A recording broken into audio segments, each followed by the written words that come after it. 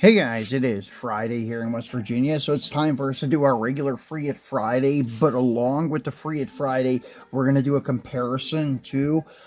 This comparison's probably already been done. I know it's been done on regular square bodies, Kaido House versus M2, but I don't think it's been done on the dually single cabs yet. I could be wrong. But I want to go ahead and give you guys my 2 cents on it. So I've got some square bodies here, one from Mini GT Kaido House, one from M2 Machines. Both of them are with flames. The M2 one that I have is probably the most sought after single cab one so far. It is this guy here, their club release, and it is a fantastic looking truck. Pink with a darker pink flame on it, and the light pink has a metal flake or pearl in it. Under certain light, it looks really good. I bought mine from eBay, and I got a pretty good price on it. I didn't pay much more than what I would have retail, because the club pieces are usually $40 plus whatever shipping may be, and such. So this one I got for $60 with free shipping, and I had to pay the taxes on it too, so it was like $63, something like that, 64. So I felt that I got a good deal. The only thing is the seller, he did not have the original outer box, and he's got quite a few of these from Cell. They're probably ones that were line pulls from China, but I really don't care. I don't need the big box. I don't even need this box, but it's nice to have because I'm putting this in my display case with all my other single cabs. I got one of the small ones from Tamu, and I'm going to put all of my single cabs in there. I think I have 8 single cabs. Well, I will once the other one gets here. Actually, it'll be 9 if I include the Kaido House one we have here. This is the first Kaido House one that's under flames or on fire. On fire is what they call it. Version 1. You can see V1. They just released a white one that looks pretty good. But first, we're going to go ahead and take a look at this guy. So, as you can see, the box is color coordinated with the truck itself. And it is a 1973 Chevrolet Cheyenne Super 30 S126 Chevrolet bow tie here, ages 14 and older. Limited to 1,488 pieces worldwide. And very cool box, flames all around, and I've already had this out. I took the rubber bands off the tonneau cover. Give me 1 second, guys. I already pulled the sticker off too on the tab, and this tab is hard to get out. It really interlocked with the flaps here, so sometimes you got to be careful of that because you can tear them. Most of the time, if you pull the sticker up and pull on the sticker, it pulls it right out. This time I pulled it up, pulled it, and the sticker pulled right off. So I had to work the tab loose, or the flap loose from these inner tabs. So then we just flip that out and then slide the display case out. And it's a great looking truck. I waited until I could see one on his site that had no flaws. Sometimes those ones that he has, he says they were for promotion only, and they were used for advertisement. So some of them have like little flaws here and there, but this one seemed to be nearly flawless. So it looks good. The tonneau cover does come off. The tonneau cover is a little bit light with paint. It could have used probably another coat of paint on it, but it's not bad. And then as you can see, these large diameter dually wheels look fantastic. Love these wheels from M2. I know some guys mentioned that the track is a little narrow on them on the rear, but I don't know. It don't look that bad to me. It looks pretty good, actually. Maybe the regular stock size tires are that way, because look at it from this angle. Those things are huge underneath this truck. They look fantastic. That looks awesome, that angle. And anyways, nice detailed grill. You have like smoked headlights in there, your gold bow tie in the grill, and then hood does open, and you have a detailed engine, late model LS1 supercharged, it looks like. So really cool. Black interior. So we're going to go ahead and pull him off of the base. I only have one screw in here, as I mentioned, because I do want to give a fair 360-degree view of both trucks. So, anyways, we'll put him down. I get the tonneau cover set off to the side because we won't be needing that. So, anyways, here is the Kaido House one. This is my first Kaido House square body. I was going to get one of the short box fleet sides when they first came out, but I decided not to because at that time I was focused solely on Mopar with a side collective wagons. Now I started with my wagons a side collective dualies. So anyways, I figured I would give one a shot. And what my intentions were to get it and get rid of these wheels and put a set of M2 wheels on it. I'm not really digging the wheels on the Kaido House one, especially the front ones being inverted. They look like the front wheel for a 1500, not a 3500. That was the one thing that killed it for me for a while. Not to buy one of these is the wheels. I don't know, I just do not like them. The box presentation is really cool. Kind of like the M2, but I like the M2 a little better because you do see the truck if you do not want to break the sills on your box. So that kind of defeats it with mini GT stuff. So anyways, on the bottom, you have your licensing stuff, holographic stickers from TSM model, holographic from General Motors, and warning hazards and age recommendations and such. Kaido House car culture for all scales. And this is number 127 of his releases, I believe, and then Chevrolet Silverado Dually on Fire V1, and V2 is the white one that is just now being released, I think. So this is designed in Los Angeles by Jun Amiya, Kaido House LLC. So let's go ahead and pull this off. Now the inner box is kind of cool. You have a stock Silverado, but they should have put a 3500, not just, I mean, this could be like, I don't know, a 2500 or something fleet side, but I would have made sure it was a dually on this one, but still yet cool. And you have a Kaido House on each end. And then on this side, same thing, Silverado with an actual pic of like an original advertisement, which is kind of nostalgic. It's kind of cool.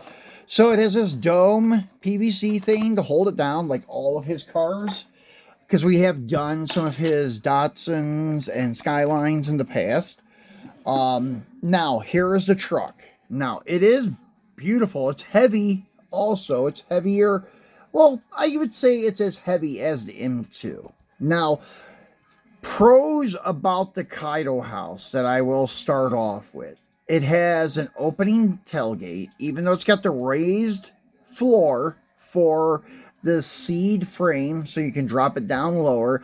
Still has a functioning tailgate, and it has an opening hood with a highly detailed engine.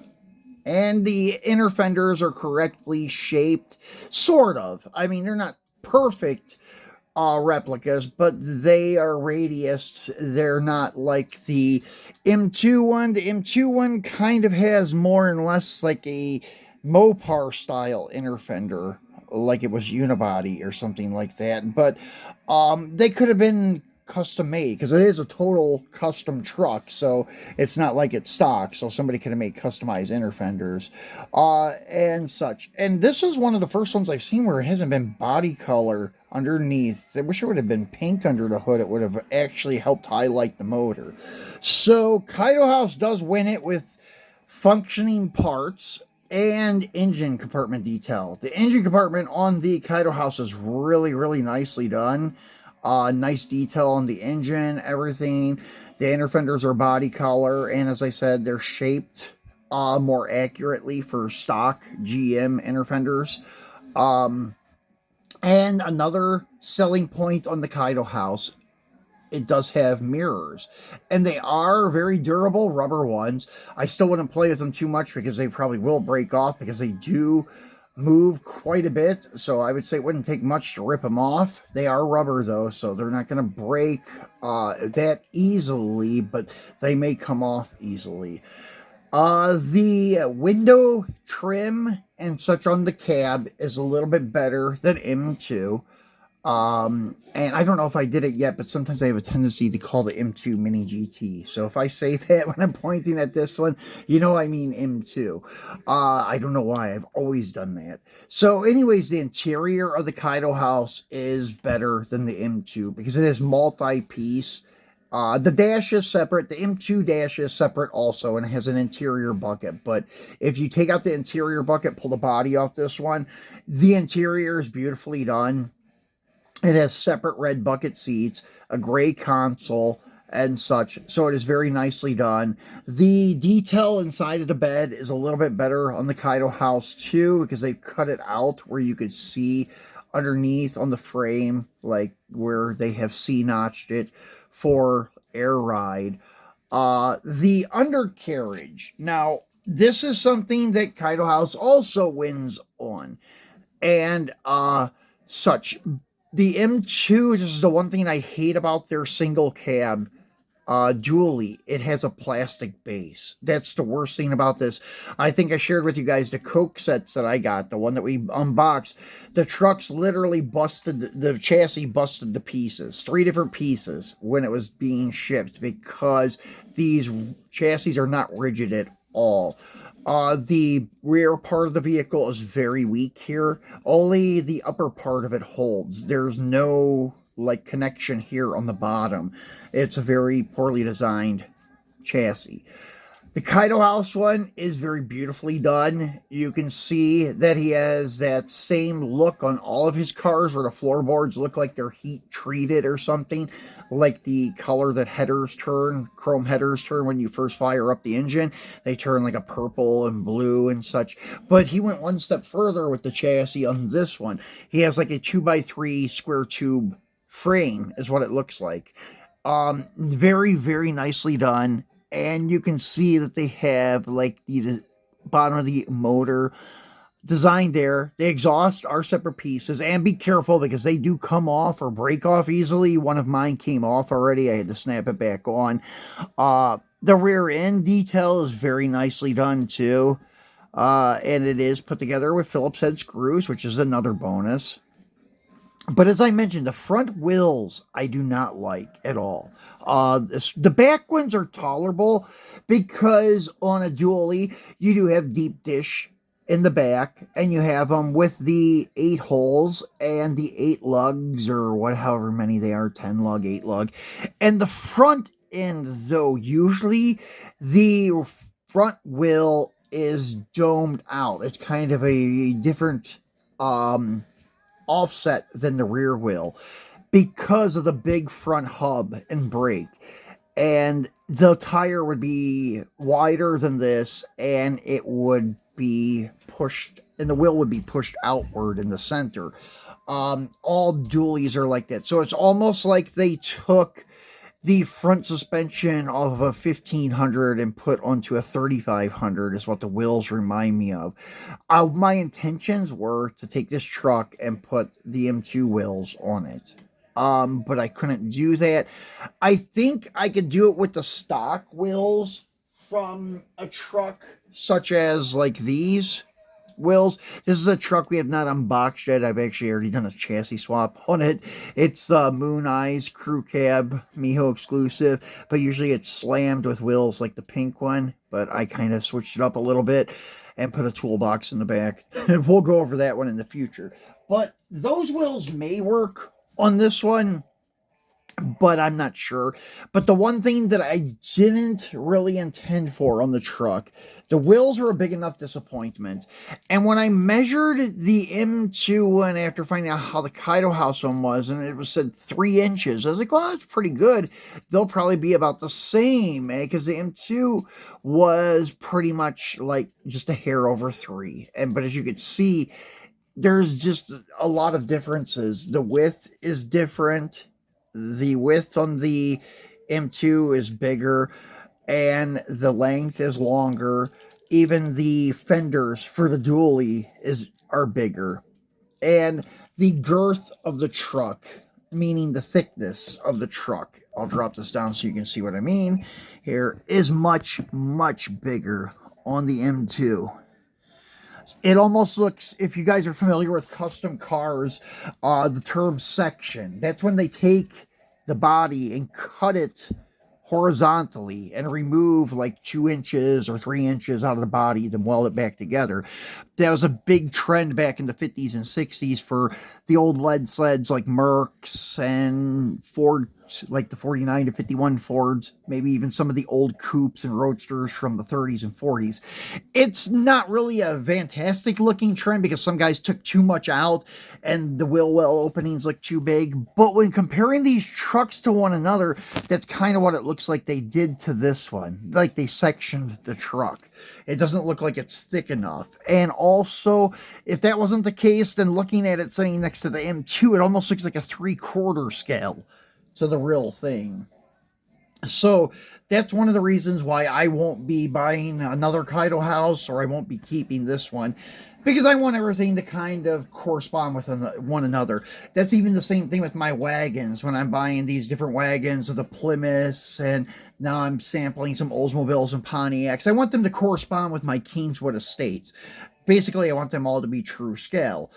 Just what I like, what I collect, and such. There's nothing wrong with the Kaido House. It's a beautiful truck, well made, has a lot more positive points than the M2, but the M2 looks more realistic than the Kaido House. Kaido House has more detail, but the overall proportions of the M2 are better.